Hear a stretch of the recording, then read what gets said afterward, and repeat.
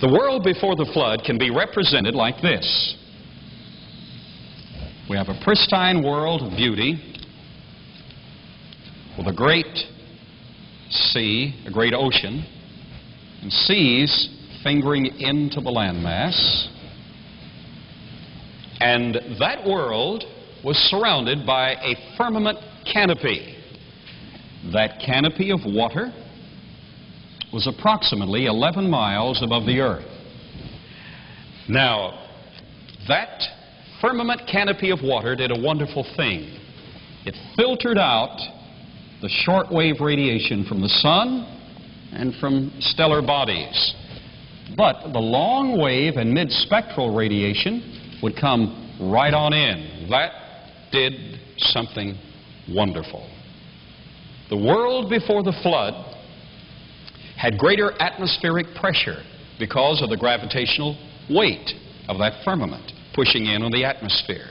The world before the flood was protected from the harmful radiation. And that produced some very wonderful things. Essentially, everything in the fossil record was larger in the past than it is today. The great white shark today gets 36 feet long, but in the fossil record, he is 60 feet long. Something must explain that. In addition to that, this lepidodendron has its counterpart today. The very same form is the lycopsid club moss. It gets 16 inches tall at best. But in the fossil record, that very same plant is 150 feet tall. We're not evolving. We've lost something in the process, or lost the conditions that would permit the full expression of the life form. Did you get that? We are building a context at Glen Rose for the first time in history called the hyperbaric biosphere. And in that biosphere, we're going to be having 2.18 atmospheres of pressure. That's what the best of our research shows. That canopy, firmament, pushing in on the atmosphere would have introduced 2.18 atmospheres of pressure. We're going to introduce 25% oxygen, 0.25% CO2, carbon dioxide. That should make a world of difference, because that's what academically we find indicated in the fossil record. What will that do? Well, we have dragonflies today. Here in East Texas, the dragonflies get how big? About a 4-inch wingspan, maybe 5 inches. In the fossil record, that very same life form, the dragonfly, had a 36-inch wingspan. What explains that? The evolutionary concept cannot really explain that, because if the processes with increased energy, which I'll address in the next lecture, with increased complexity, is causing the forms to accelerate in complexity, they certainly should accelerate in dexterity and size. Well, that's not the case. We find they were bigger in the past. Human life forms were larger in the past, and incidentally, they were more intelligent in the past. But given these circumstances, with a little over 2 atmospheres of pressure, 25% oxygen in contrast to today's 21% oxygen, the brain, from conception on, would be hyperoxygenated. Not to the point of toxicity. This is the perfect level, a little over 2 atmospheres of pressure, 25% oxygen. In the fetal formation of the brain, it would be enlarged to begin with. The cellular structure would be fed and nurtured from before the child was born. Then you would live in a context where your brain would be totally fed in all its capacity with oxygen. That means that every person sitting in this audience, if you were to live under these conditions and having been born under those conditions, would put Albert Einstein to shame in your intellectual capacity. You have that capacity. Why don't you use it? Well, we really can't, to our fullest capacity. But if our brains, if the blood plasma were hyperoxygenated today, that would solve a lot of problems. Oh, that does solve a lot of problems, including the dinosaurs. You see, with their small lung capacity, the hemoglobin cell can only take 4 oxygen molecules. Did you know that? The hemoglobin in the blood is saturated with 4 oxygen molecules. That's all it can take. And you can't get enough oxygen to the deep cell tissue of such bulk, size. But Texas A&M University has found that under 2 atmospheres of pressure with slightly enriched oxygen, all the blood plasma becomes saturated with oxygen. That means that overnight, an open wound heals. Today it takes 14 days for that open wound to heal. But overnight, under those hyperoxygenated contexts, an open wound heals. Now let's take it further. I think probably the best illustration of what it was like before the flood, or what it was like to recuperate before the flood, is found in the experience of a little girl, probably the most famous little girl in the world. Does anyone here recognize the name Jessica McClure? How many recognize the name Jessica McClure? Every hand in the building as far as I can see. Who's that little girl? She's a little girl who fell in a well, Midland, Texas. 58.5 hours, her right leg was suspended behind her back. And for 58.5 hours, her right foot was in her face.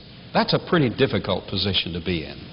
She's a brave little girl. I'm not sure I could have held out that long. When they got to her, her right foot, because of its suspension and the lack of blood supply and oxygen, her right foot was black. And they were sure they were going to have to amputate her foot. You know what they did to that little girl? They rushed her to the Midland Hospital, rushed her to a hyperbaric medical chamber. They put her under 2+ atmospheres of pressure, and they gave her 100% oxygen because they needed a quick fix. Now, she couldn't live under 100% oxygen for long periods of time, but they certainly needed it quickly. So they essentially put her in a context like pre-flood man had. What happened to her right foot? In a few hours, it turned pink. And then her toes began to turn pink. They thought at first they'd lose the entire foot. Then they thought, well, we're not going to lose the foot, we'll lose all her toes. Then her big toe turned pink. Second, third, fourth. They finally lost the little pinky because it wouldn't turn pink.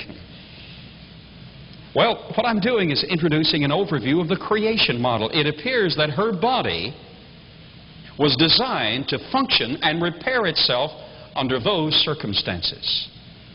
Well, if that's so, her body had to be designed. And if that's so, her long-lost predecessors lived under such a context. Well, that's the creation model. With a firmament canopy of water suspended above the earth, the furnace was in the floor, but not only would that have tremendous effects physiologically for animals, it would have tremendous effects for vegetation. And that effect would be as follows. It has been found that if you increase carbon dioxide and increase pressure, the plants grow tremendously. In fact, it has been found by experimentation of a Japanese physicist, Dr. Kimori, Keio University, Tokyo, Japan, who had a problem. Dr. Kimori lived in his house, but his office was in the basement. There's Dr. Mori behind his desk. You'd recognize him anywhere, wouldn't you? Hope the cameras get a close-up. That's Dr. Mori, believe it or not. But he has a problem. He doesn't have enough light in his basement, and he doesn't want to pay for any more electricity. That's always a problem. But Dr. Mori had an ingenious idea. He knew what fiber optics would do, and he had some fiber optic cable at the university. So he brought some home, with or without permission, I don't know. He brought some home, and he ran it out the roof. Ran it through the rafters, down the walls, and into the basement, and sure enough, it worked. You know how fiber optic cables work. You can tie them in a knot, shine a light in one end, and the light will just follow all the way through the knot and come out the other end. Well, that's what happened here. So it worked. Light from the sun struck the cable, came right on down, and came out the bottom into his basement. Beautiful. What he forgot was that the dimension of the fiber optic cable that he had filtered out the ultraviolet spectrum of light. Now, that's important. It's the ultraviolet that's giving us most of the trouble we have today. In the next lecture, you'll see how it's destroying us. It's the ultraviolet that is a major problem. All right? That fiber optic cable filtered out the ultraviolet so that the light he got in his basement was essentially like the light we got before the flood, because water also filters out ultraviolet and shortwave radiation. Did you get that? The light that he got was like the light we had before the flood. So, Dr. Mori, being Japanese, wanted to plant something living. And he put a little tomato plant, just a natural tomato plant, in his basement.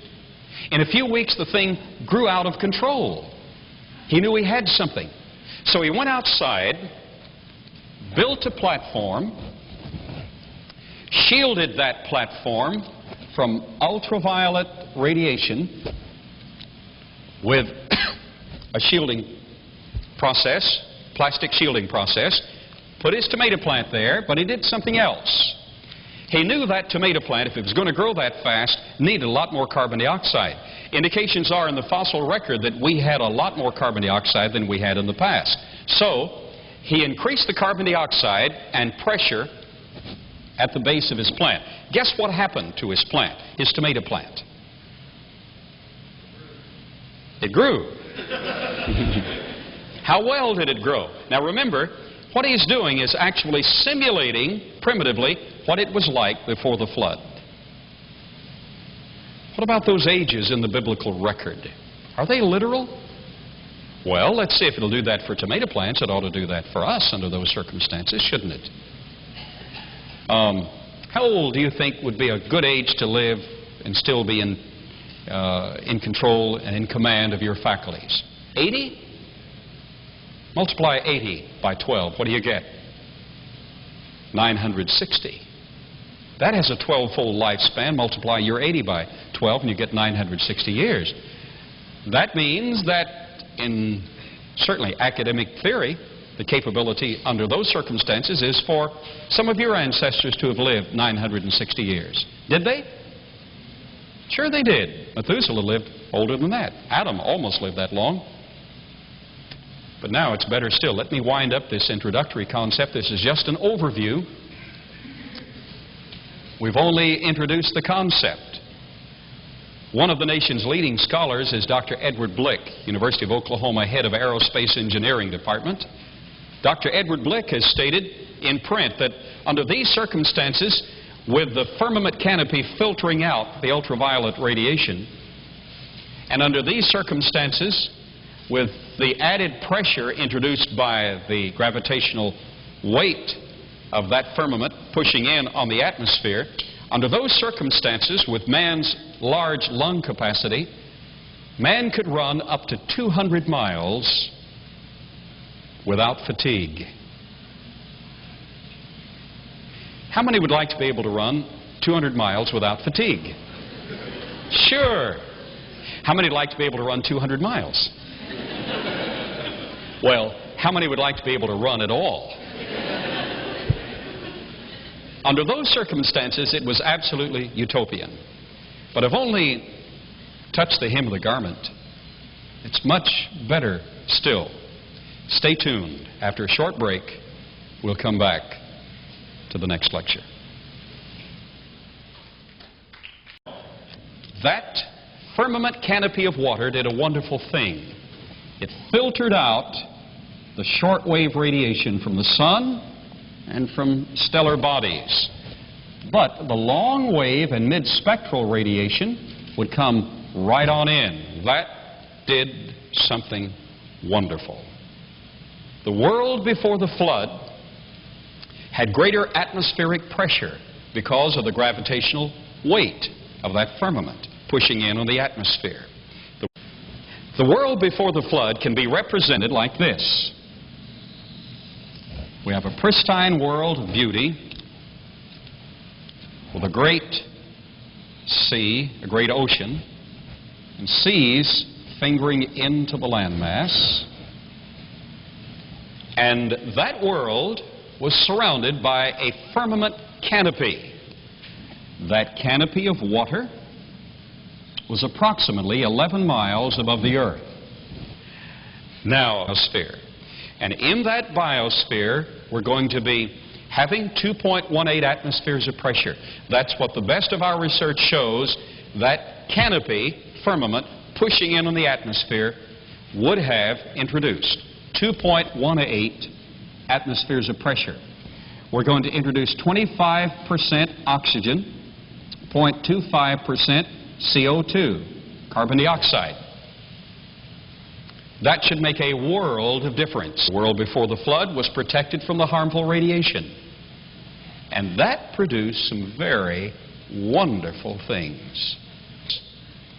Essentially, everything in the fossil record was larger in the past than it is today. The great white shark today gets 36 feet long. But in the fossil record, he is 60 feet long. Something must explain that. In addition to that, this lepidodendron has its counterpart today. The very same form is the Lycopsid club moss. It gets 16 inches tall at best. But in the fossil record, that very same plant is 150 feet tall. We're not evolving. We've lost something in the process, or lost the conditions that would permit the full expression of the life form. Did you get that? We are building a context at Glen Rose for the first time in history called the hyperbaric biome.